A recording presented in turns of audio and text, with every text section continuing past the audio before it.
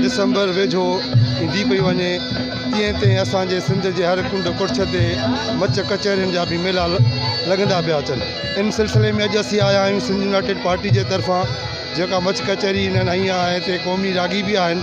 अचो त इन सिलसिले में जेके मरकज़ी अॻुवान आहिनि उन्हनि खां पुछा कंदासीं एकता ॾियारे जे सिलसिले में। तो अॼु जी ही मच कचहरी ही सिंधी मीडिया जे तरफ़ां जेको गुज़िरियल केतिरनि सालनि खां पंहिंजे कल्चर खे उजागर करण लाइ सॼी सिंध में उन सॾु ॾिनो हो ऐं यकीन उन सॾ खे सिंधी माण्हू क़ौमी मोट ॾिनी ऐं हीउ ॾींहुं क़ौमी ईद तौर करे मल्हाईंदा। अॼु जी ही मच कचहरी ACP जे तरफ़ां जोहर कम्पलेक्स में आहे।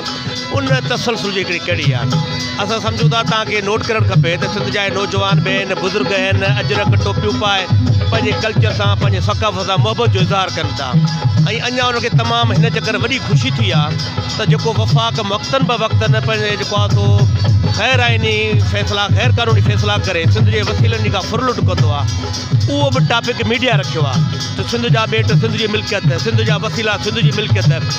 उन जे हवाले सां असांखे इताई ख़ुशी थी आहे। ऐं 6 दिसंबर ते लखनि जे तइदाद में सॼी सिंध समेत कराची में बि तव्हां ॾिसंदव त लखनि जे तइदाद माण्हू रोडनि ते हूंदा ऐं जॾहिं मीडिया जी तवस सां माण्हुनि जे वाता जो आवाज़ु निकिरंदो त वफ़ाक़ जो ॾाढु नामंदूर, वसीलनि जी फुल नामंदूर, त उन 6 दिसंबर ते सॼी दुनिया जूं नज़रूं बि सिंध ते हूंदियूं आहिनि ऐं शायदि असांजो आवाज़ु इन बेपच बेसहारा माण्हुनि जो आवाज़ु दुनिया ते पहुचे। उहो उनजो नोटिस वठनि त पाकिस्तान ठहण खां वठी अॼु ॾींहं ताईं वफ़ाक़ मुसलसल नाराज़गी थो करे ऐं असांखे इंतिहाई अफ़सोस सां चवणो थो पए त हीउ कराची सिंध जो गादी जो शहरु आहे। कराची जे शहर में असांजी ॿोली खे ख़तमु करण जी साज़िश पई थिए।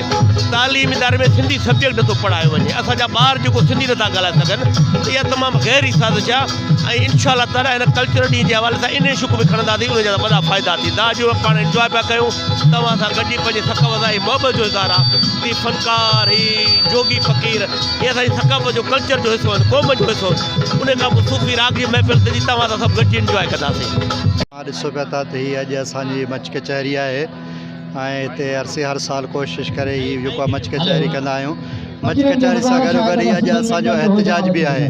बेटनि ते जेको वालार थिए थो उन वालार जे ख़िलाफ़ बहरिया ऐं DHS सिटीअ जो ॻोठनि ते वालार उनजे हीअ असांजो हिकु सक़ाफ़त ॾींहं सां गॾो गॾु हिकु असांजो एहतजाज आहे जेको असीं नोट पिया करायूं। तव्हां दोस्तनि जी महिरबानी ऐं तव्हां मीडिया जो तवसुस सां असां हीअ पंहिंजो पैगाम पुॼाइणु चाहियूं था। महिरबानी।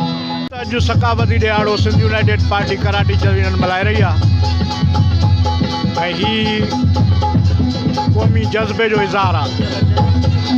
कुझु अर्सो अॻु सिंधी मीडिया सक़ाफ़ती ॾियारो मल्हाइणु शुरू कयो जंहिंजा क़ौमी सतह ते अवामी सतह ते तमामु वॾा असर पिया आहिनि। वॾे में वॾो फ़ाइदो इहो थियो आहे त असांजो जेको नओं नसुल आहे, नंढो ॿार आहे, बालक आहे, उहो हर साल इन वचन खे वरजाए थो त असांजी सुञाणप सिंधी जी आहे, त असीं सिंधी आहियूं। ऐं अॼु मच कचहरी आहे, हीअ जेका सिंध आहे उहा हज़ारे सालनि खां लखे सालनि खां हितां जा माण्हू पंहिंजे समाजी सफ़र में ॿिनि ॻाल्हियुनि ते उन्हनि भाड़ियो आहे, हिकिड़ो पाणी ते, ॿियो बाहि ते। छो त झूपन झांगीअड़ा हुआ, कखनि मनान वारा हुआ ऐं दरिया हिन सिंध खे क्रिएट कयो आहे। उन जे करे असीं 4 महीना जेके सर्दी जा आहिनि उन में असांजो साथ मच ॾींदो आहे, बाहि ॾींदी आहे, ऐं 8 महीना जेके गर्मी जा आहिनि उन में असांजो साथ पाणी ॾींदो आहे। त उन जे करे सिंध जे वटि ये ॿई हथियार आहिनि जेके हू पंहिंजे ज़िंदगी लाइ, इर्तिका लाइ, तहफ़ुज़ लाइ इस्तेमालु कंदा आहिनि। अॼुकल्ह वॾो इशू हले थो बेटनि जो, ऐं चयो वञे थो त वफ़ाक़ आर्डीनेंस जारी करे सिंध जे बेटनि ते कब्ज़ो कयो आहे। मुंहिंजो चवणु आहे त हीउ रवैयो वफ़ाक़ जो न आहे, छो त वफ़ाक़ जेके हक़ीक़ी वफ़ाक़ हूंदा आहिनि उहे पंहिंजे वहदतुनि जो, पंहिंजे क़ौमी एकाउनि जो तहफ़ुज़ कंदा आहिनि। हीउ मर्कज़ आहे। पाकिस्तान जी हिन वक़्तु जेका शिकिल आहे उहा फेडरेशन वारी न आहे पर मर्कज़ वारी आहे। उन्हनि हिकिड़ो गैर क़ानूनी, जबरी ऐं गैर इख़लाक़ी आर्डीनेंस जारी करे सिंध जे बेटनि ते कब्ज़ो कयो आहे, पर हक़ीक़त में सिंध जा बेट, सिंध जा खेत, सिंध जा वसाइल, सिंध जा साहिल, सिंध जा ॻोठ, सिंध जा शहर सिंधी आवाम जी मिल्कियत आहे। सिंधी आवाम जे रद्दमल सिंधी मीडिया जे आवाज़ ऐं सिंध असेंबली जी करारदाद इन मर्कज़ जे आर्डीनेंस खे मुतनाज़ा करे छॾियो। उन जे करे मर्कज़ी हुकूमत या इमरान ख़ान जा नादान दोस्त जिन उनखे सलाह ॾिनी हिन आर्डीनेंस जी, उन्हनि इमरान ख़ान सां दुश्मनी कई आहे। छो त जिथे पंजाब जो अवाम जमहूरियत जे हक़ में अॻिते आयो आहे उते वरी ही आर्डीनेंस जे करे सिंध जो अवाम भी मरकज़ी हुकूमत के ख़िलाफ़ थियो आहे। उन जे करे बलोच ख़िलाफ़ हुजनि, सिंधी ख़िलाफ़ हुजनि, पंजाबी ख़िलाफ़ हुजनि, त उहा हुकूमत कीअं रही सघे थी।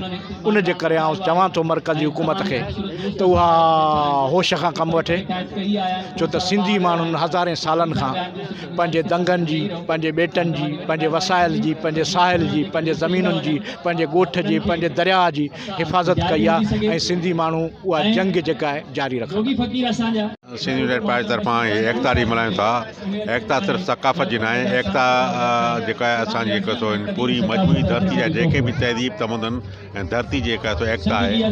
धरती जेका जेको आगे सभिनी जी एकता आहे। असां सभिनी सिंध वासियुनि जे सभिनी धुरियुनि खे, सभिनी जेको तो आर्गन्स खे, जेको तो वकील हुजे, दानश्वर हुजे ऐं उन खां पोइ जेके बि जेको तो पंहिंजो आम माण्हू हुजे, हारी नारी हुजे, मज़दूर हुजे, उन सभिनी खे जेको तो इहा गुज़ारिश आहे त सिंध जी मल ते हिकिड़ी एकता कनि ऐं सिंध जी बेटनि ते हिकिड़ी एकता कनि त जीअं असां सिंध जी मसइलनि खे हिकु एकता तहत हल करे सघूं। सकाफ़त जो ॾियारो आहे, हिनखे असीं पंहिंजी ईद सम्झूं था ऐं हीउ ॾींहुं मल्हाइण जो सिर्फ़ु हिकिड़ो ई मक़सदु आहे त असीं पंहिंजी धरती, पंहिंजे कल्चर, पंहिंजे तहज़ीब, पंहिंजे वसीलनि, पंहिंजे समुंड, पंहिंजे बेटनि जी मालिकीअ जी ॻाल्हि कयूं था। न सिर्फ़ु ॻाल्हि कयूं था पर उन जे लाइ बेटनि, वसीलनि ऐं पंहिंजे जेको आहे त धरतीअ जे ॿोलीअ जी बका जे लाइ असीं हर हद ताईं वञण जे लाइ तयारु आहियूं ऐं उन जो ऐलान कयूं था। जीअं माज़ी जे अंदरि वफ़ाक़ जबरी तौर ते जेको आहे सदारती आर्डीनेंस जेको आहे त लागू करे उहो जेको आहे त बिल पास कराए सिंध जा बेट जेको आहे उन्हनि ते कब्ज़े करण जी गहरी साज़िश कई ऐं सिंध उनखे मुकमल तौर ते रद्द कयो। जेकॾहिं वफ़ाक़ पंहिंजे हिन साज़िशुनि खां जेकॾहिं पोइते न हटियो त सिंध यकीनन जेको आहे मज़ामत कंदी ऐं जॾहिं सिंध मज़ामत कंदी त वफ़ाक़ पंहिंजी बालादस्ती, पंहिंजो जेको आहे त वञा क़याम उहो बरक़रार न रखी सघंदो ऐं सिंध जी वहदत, सिंध जी जेका जाग्राफ़ी आहे उहा सदियुनि खां आहे, सालनि खां आहे, उनखे केर बि छेड़े नथो सघे। उन जी मालिकी करण जा वारिस जेके सिंधी आहिनि उहे मौजूदु आहिनि, उहे हर हालत में कंदा। जी सर, पहिरियां त समूरी सिंधी मीडिया खे मुबारकूं हुजनि जो उहो सकाफ़ती ॾींहुं हिकु दफ़ो ॿीहर सेलिब्रेट करे रहिया आहिनि हर साल जीअं। ऐं हिन दफ़े मुंहिंजे ख़्याल में ख़ासि जेको पैगाम, जेको स्लोगन सिंधी मीडिया ॾिनो आहे त पंहिंजे न वसीलनि जी मालिकी कीअं कजे, सिंध जे बेटनि जी मालिकी कीअं कजे, उहो ॾाढो शानदार आहे। हिन क़िस्म जूं महफ़िलूं जेके आहिनि उहे तमामु ज़रूरी आहिनि। मच कचहरियूं थियूं, सूफ़ी राग जूं महफ़िलूं थियूं, पर असुलु मक़सदु जेको आहे त उहो असां अहिड़नि महफ़िलुनि जे निस्बत सां असां पैगाम कहिड़ो था ॾियूं। त मुंहिंजे ख़्याल में हीउ पैगाम जेको आहे हिन खां वधीक को पैगाम शानदार न आहे त पंहिंजनि वसीलनि जी मालिकी कजे, पंहिंजनि बेटनि जी मालिकी कजे ऐं उहो पैगाम जेकॾहिं सिंधी क़ौम ताईं पुॼी वियो त मुंहिंजे ख़्याल में असांजूं हीअ महफ़िलूं जेके आहिनि उहे सदाईं जेके आहिनि आबाद रहंदियूं। सब को पहिरियों पूरी दुनिया के कुंड कुर्छ में रहंदड़ सिंधियुनि खे सकाफ़त ॾियारो मुबारक। ये सकाफ़त ॾियारे मुताबिक़ अॼु कराची डिवीज़न पारां ही मच कचहरी मुनक़िद कई वई है, जैमें तमाम दोस्तन शिरकत कई है, सिंध वासियुनि शिरकत कई है। उम्मीद है तो हर साल जियां ईअं ही पंहिंजी ख़ुशियुनि खे फ़ुर्सत मौक़े तरह असां निभाईंदासीं ऐं मल्हाईंदासीं। वॾी महिरबानी।